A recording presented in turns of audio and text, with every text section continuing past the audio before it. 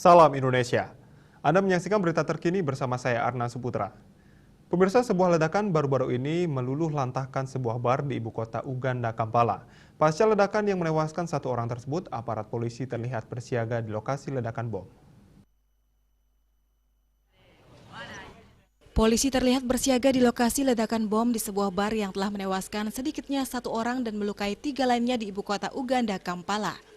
Presiden Yoweri Museveni mengatakan insiden tersebut tampaknya merupakan aksi terorisme.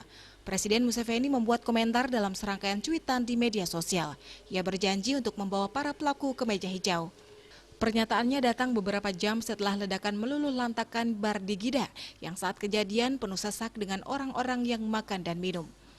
Nalweiso Jemima, seorang pelayan di bar, mengatakan ia mengira suara tersebut adalah suara tembakan, mengingat fakta bahwa bar ini telah dibicarakan di berita. Ia juga mengaku terkejut melihat semua kursi telah terbakar dan ada korban yang berjatuhan.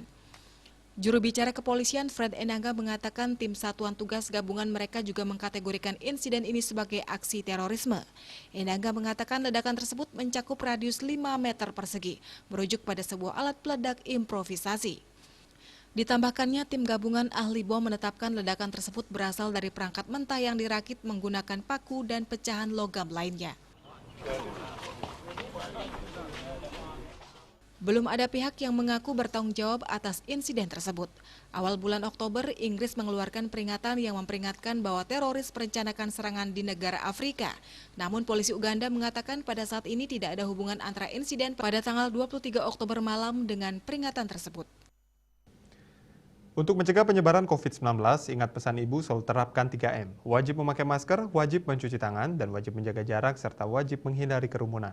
Dengan penerapan perilaku 3M, Indonesia segera terbebas dari virus corona menuju Indonesia maju. Dan update terus informasi Anda dengan subscribe dan like YouTube channel Bali TV @newsbalitv. Tetaplah bersama Bali TV. Salam Indonesia.